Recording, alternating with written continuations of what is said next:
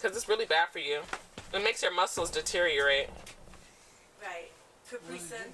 Capri Sun. Oh. Never hug. Why?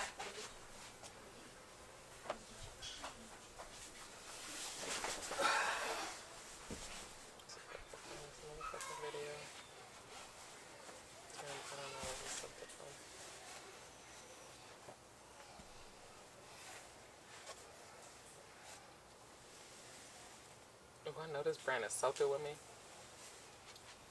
I called out a brand online.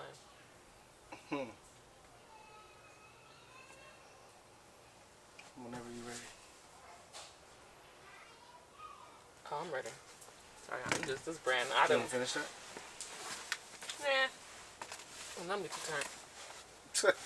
That's a good energy.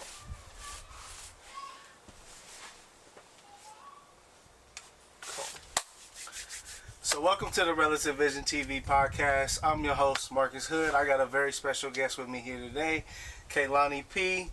Somebody that is an artist, somebody that's really a hustler, has a really good heart, and is leading the way in doing something special with her life. And we're going to let her introduce herself and tell her all about what she got going on coming up for you guys.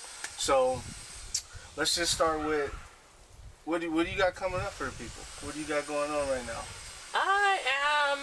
I just started my own business, and I've been in business for about 6 months. It hasn't been going so well, honestly, but it hasn't stopped me. It's one of those things where I just kind of dove into it without knowing exactly what I needed to do. But I was recently listening to something, and it said, you have to throw yourself into situations in order to start something, you know? So it was just like, I kind of just doing that. So I'm closed for the month of September so I can restructure myself, restructure my business, focus on what I want to do as far as like where I want to take my business, because there's a couple of aspects towards it. So what is the business that you've been doing? So I know what it is. But I'm an esthetician. I get facials, but not only do I get facials, I also sell artwork in my studio or my gallery.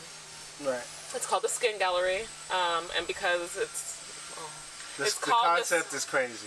It's called the Skin.Gallery because, honestly, we are all works of art, and just like any painting or anything that you do, when you put work into something, you'll see the beauty in anything that it is, whether it's art, whether it's yourself, whether it's, you know, you want to get towards a goal, like you put that work in and you get to see an end result in something. And that's kind of just like the whole concept that I'm going with, is just like we are all works of art, and it's just a matter of putting that time in to make it the art that you want it to be. Do you put stock in how much value how good it makes people feel when they're actually getting their skin done or doing self-care? Well, that's why I'm in this thing, is because I love making people feel good. I love helping people, and yeah, that's the end goal for all of this, is just that people see the light in themselves, honestly. Right. So do you think everybody should be an entrepreneur? Because I know you said it's been tough on you. What are the things that you wish people would tell you about entrepreneurship that you haven't been able to experience? I think that I wish I would have had more resources. It's not really what I would have known, but just like more guidance on the resources, more guidance on like the steps, the prerequisites of what you need to have started before you even get started into starting an actual LLC, or you know, the costs and the expenses behind things, the grants that are available at certain times of the year that, you know, I wasn't necessarily aware of. So when I would try to go and apply for these grants, I didn't have my LLC yet. So it's like, you know, there's so many different steps that like I was missing that I didn't, you know, I wish I would have known, but now I know, and now I can. One thing that's great about being your own boss is you can do whatever you want to do. So for me, I'm shutting down for a month just to get myself organized on everything. I had all of these big ideas, but at the end of the day, like, if you don't have the money to fund these ideas, they're just ideas. Or if you don't have the support that you need behind them. And like, another thing is just like, you got to speak up when your business is struggling. You have to, or not even just struggling. If you need help, speak up, because nobody knows what you're going through. Nobody's reads your mind. Yeah. So, you know, people don't know that, like, shit, people don't even know that I'm open because I never even had a grand opening or even put any, like, Right. emphasis on, like, Yeah, you gotta this be able is to, a big deal for me. It's like I've been trying to focus on my business so much that just, like, even the small accomplishments that I even started a business, I didn't celebrate. And have you started to build a database of the people and clients that you have? Like collecting their emails, getting their information, Exactly. and being able to keep touch with those people. Because I realize that's such a big part of your business. I feel like that is like the email is so key.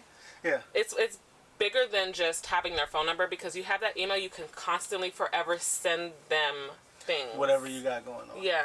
Right. And you recently just went to a conference. What did that conference do for you? Because I seen you around a bunch of other aspiring entrepreneurs, and you got to connect with some people. So how did that help your outlook on everything that you got going? It honestly gave me so much more confidence to continue to go for what I want. The sense of community of, like, being around like-minded people that are going through the same struggles or have already gone through the same struggles that I've got or that I'm going through now. Just to have that sense of community that, like, I'm not, everything I'm going through, I'm supposed to be going through. Right. Everything that I'm struggling with, the next person before me had struggled with, or the next person after me may struggle with if they don't have somebody to help them in a way that, like, again, you go to these places and you build friendships, you build, I mean, it's a community of people that are doing what you want to do. So had I been to one of those conferences before I even started my business, I think that my business would have even been laid out a whole lot differently. Yeah. I think one of the key things is networking and being out and knowing how to actually speak to people in a good business manner. You know what I mean? Like talking to them about why you aren't doing business together. How can we make money together? You know what I mean? What things do you value? What things do I value that can actually bring value to each other at the same time? It's learning how to utilize things and people that you have around you. You know what I mean? To the fullest extent. So, besides, tell me about some of the art that you have that you've been trying to look for, because I've seen some of the art pieces, and I think that's one of the coolest things about what you're doing. Is it's not only a place that you can come, give yourself some self-love, but actually it's really a great perspective where you can come in there and see some great artists that aren't really the biggest artists in the world, but you have some pretty cool art that you're dealing with, and some people that you know that are trying to sell out of your gallery. Yeah, so my whole, where I find my art, it depends on where I'm at in that month. So my whole concept is, like, every month I have a new artist that features their artwork in my place. Nobody is allowed to take pictures of their artwork for that month that it's in there. If a piece gets sold, then, you know, we can show it on the internet because now it's been sold. But I really am trying to keep things inclusive to people. So we just live in this era of, like, Instagram, let me take pictures of everything. And I just, like, I loved Instagram at one point, but I'm at a point in my life where, like, it's more sacred to me that people don't know what I'm up to, that people just being inclusive and also exclusive. And I want people to know that, like, oh, I've seen her art on the work, so I don't want to come to her space to come get or I don't even need to visit. I've seen it on the internet. And it's just like, no, this is drawing you in to come in even more, because we heard about this artist before, or maybe we haven't heard about this artist, or, like, I wonder what piece of artwork she had, because the last time I came in, it was so dope. It just kind of continues to drive people to want to come in. Yeah. And then art is just one of those things where, like, there's so many different perspectives to it because we all have different brains that function differently. So, like, it's just a great conversation piece to just, like, converse to with my clients, because not only do I do facials, but I do braid hair as well. So, you know, sometimes when somebody's just sitting around, we'll talk about a piece of artwork that's sitting there, like, and I'll go into depth on why I chose it or how I found it, because there are pieces that I found at thrift stores that have been certified, and I've gone and done my research on the artist, and it's when I find those pieces at the thrift store, for me it's like resurfacing a person who somebody at one point thought they didn't want this artwork anymore, you know. And when I go to the thrift store and I see pieces that I like, and I'm like, wow, somebody threw this away, and like, yeah. So just trying to keep people's legacies alive when I go to thrift stores to pick out the art pieces is something that I like. Right. Because again, somebody once they thought that this was trash or had no value. You know, they gave it away for free. And you know, when I go and I look up the piece and then I see the price points on the pieces, and I'm like, well, this is what they were selling it for. And if you know about art, you know that it only appreciates. So I have a piece of work right now sitting in my space, and it's a hand-dyed batik style painting from a Native American, and it's from 1970s, I believe. Yeah.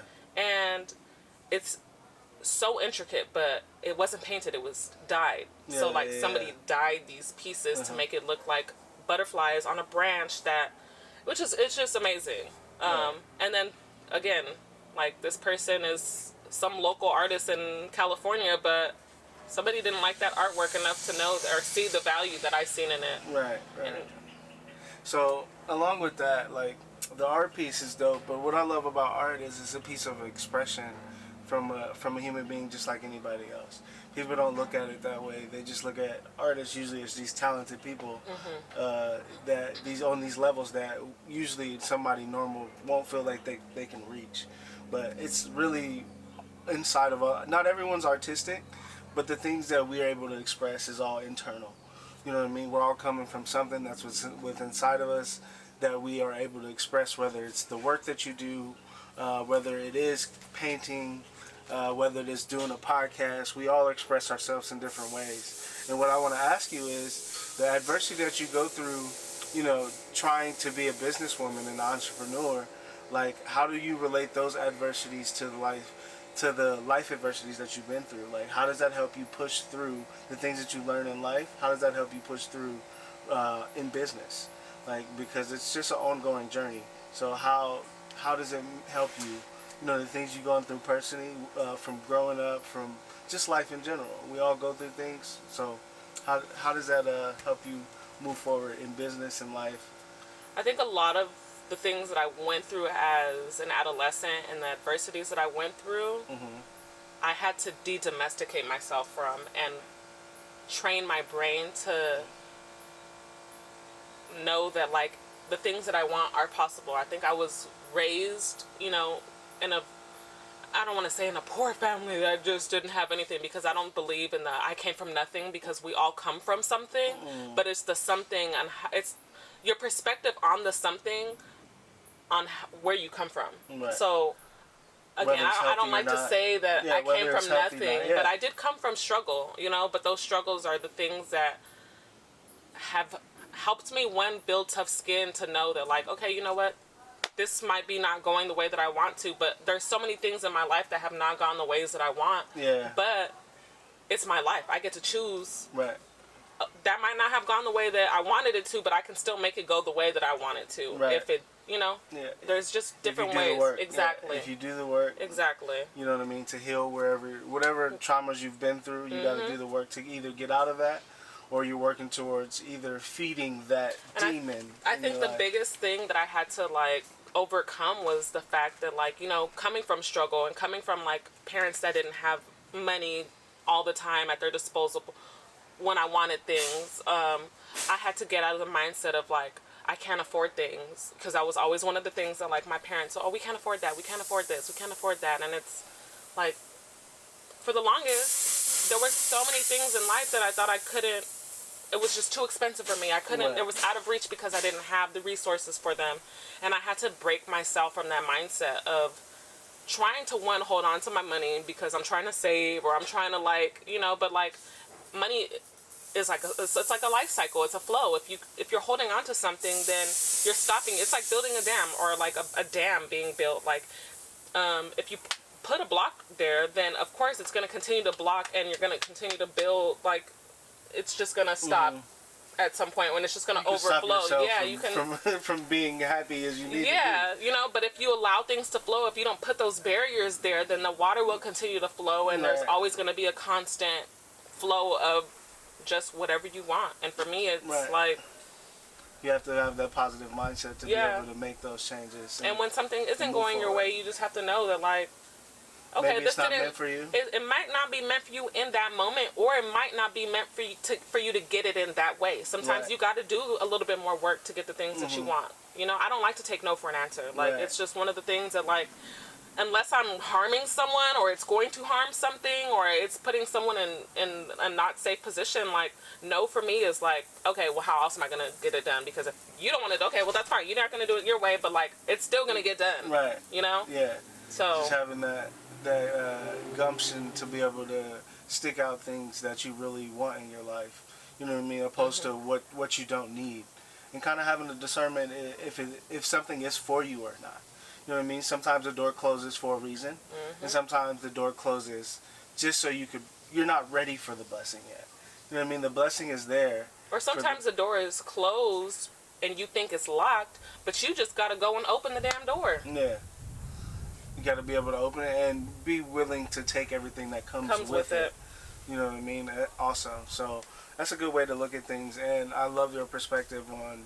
It's good for people to see that with struggle, people can still have a mindset of I'm gonna work my way out of this instead of being oh me oh my, that I'm just gonna take whatever's given to me. You know what I mean? I think a lot of people have that mindset is, oh, if this is happening to me, this is what's meant to happen to me, rather than there will be hills that you have to climb to get to that level of prosperity in life. Yeah. You know what I mean? So it's good to see that you deal with those negatives, but you still find the positive, and you still have the energy to fight for the things that you want. It's the in those negative moments is what keeps me driving to continue to make positive impact on just anything that I do. Yeah, that's the dope part of the story, and that's why we have my guest here today. This is family to me, so I know a lot about, you know what I mean, her life. But it's good for the viewers to actually see that all entrepreneurs don't have it perfect in the moment, but you have to be willing to fight for what you want if you're going to be an entrepreneur. You know what I mean? Working for yourself is the greatest thing, only because it frees you to do the things that you love, but also it also pushes you to your limits to be able to fight for things that you care about. So if you're not willing to look yourself in the mirror, then you're not, maybe entrepreneurship is not for you, because the people that are willing to fight for the things that they want have to look themselves in the mirror first. You have to fight the battles within yourself and be able to teach the other people around you that it's okay to go through those things and keep on pushing. We're all examples of something to overcome. We're not perfect people. Nobody claims to be perfect. We all go through different things, but it's, you know, doing it together and being able to talk about it. Yeah. And kind of figure out, okay, well, I've been through this, I can help you with this, or Facts. or having a resource or outlet I think to be able to get through things. That right there is my biggest, like, the people you surround yourself with, the people that you call your friends, the people that you call your friends and family, the people that are feeding your soul. Yeah. It's so important. Like, I give a lot of praise to my best friend because we speak so much life into one another. And when I'm feeling down, I get the words of encouragement that I need. And, like, just being able to have a person there is so important. It's so important. If I didn't have my best friend, I wouldn't even started my business, honestly. Yeah. I probably wouldn't have. And it's really important to have people in your lives that, again, are speaking life into you, are speaking positivity into you. Because on those moments when you're feeling down, if you don't have anybody to talk to, if you don't even have yourself to talk to, because there's moments where I don't even want to talk to the people that are closest to me because I'm feeling so down and I don't want to put my feelings onto somebody else. If they're, you know, we don't want to bring other people down when they might be having a good day. It might not be the right time to be expressing certain things. So timing is everything. Timing and knowing when to say something and when not to say something. You know what I mean? But, you know, your perspective is you definitely need people in your circle that is going to speak that positive life into you. I mean, and anything you do, you need a team when it Right. comes to entrepreneurship, because you can't do everything by yourself. And if you can, by all means, and that's more a lot of the power reason why I to reached you. out to you. And I told you the other day, I'm here as a resource for you. You know what I mean? And I believe in the things that you're doing, and I love to see that you're doing. You know what I mean? The art gallery and the Skin.Gallery, to me, was something that I seen a light in, and I thought would be successful, and it's something that we haven't seen before. And beyond that, I just always thought that you were talented and could be, you know, a personality, whether it be something for other women to aspire to be like. You know what I mean? I don't know what any person actually personally goes through all the time, but I know that I see you fighting for something, for more. You know what I mean? And the fact that you stick around, you know, my sister, or, you know what I mean, and you come around and you guys are positive around one another. And you guys are fighting to be something more within yourselves. We need each other more than ever now. You know what I mean? And it's crazy because we're on two opposite coasts right now, but you wouldn't even think that we were on two opposite coasts. You would think that, like, we help each other out so much. Like, I was just working on a project with her, and all week long we have been working on this project. And then once the week was over, it was just like, girl, you better get that drink, because I know I'm gonna have this drink to celebrate. How did that go? It went really well. I'm proud of both of us, but I'm really proud of her, because she's what inspires me to keep doing what I'm doing. And I'm sure it's vice versa, but, like, she really inspires me so much that I'm just like, I'm so grateful for your sister. That's dope. That's dope. Let me ask you this. One of the things that I really do a lot and that people trip out about is I read, like, a lot of books. Like, just in the last couple of months, I think I've read 3 or 4 books. But do you read anything like that? Who inspires you? Who do you look to outside of the people that you know that you could read something from or listen to pull some good energy from? I got introduced to a podcast called the Know For Sure podcast, and it's 2 best friends that are, one of them is in the entertainment industry and one of them is behind the scenes running her entertainment business. Exactly. Mm-hmm. But they're 2 best friends. They're both uplifting to one another, and one of them, again, is not in the entertainment business. She's the behind the scenes person. So the fact that her best friend has this platform where she was allowed to bring her onto this platform and give her the platform to shine her voice, because she has so many things to say that are just like, wow. Yeah. Damn, I'm so glad that this girl's on the show, because for me, you know, I love B. Simone, but her best friend is the one I really connect with the most, and that's the 2 people on the podcast. Okay. And that is one of them. I recently started listening to Jill Scott's podcast. That's another one. They're both very similar. I just feel like Jill Scott's is a little bit more matured. Yeah. More spiritual? No, they're both really spiritual platforms. But I didn't know if Simone had a podcast, but I've heard her speak on platforms such as, like, Social Proof, stuff like that. She did a really good interview. Literally, when I listen to her, though, that's like my form of church. Like, that's my form of getting the Word of God, because she does touch you spiritually. No, she does. She talks about God. She's not afraid to talk about God, but she does talk about spirituality, and she also knows how to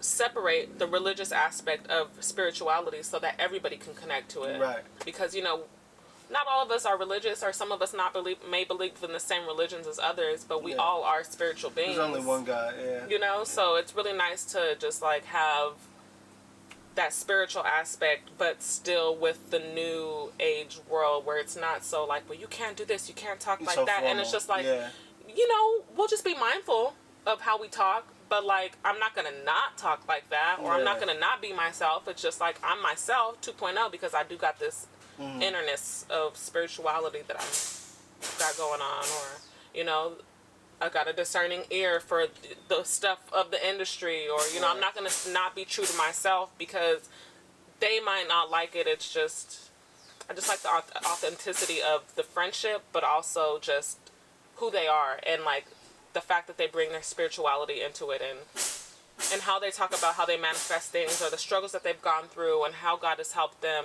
through their journey. Right. Is like, they're like my number one right now. Okay, that's dope.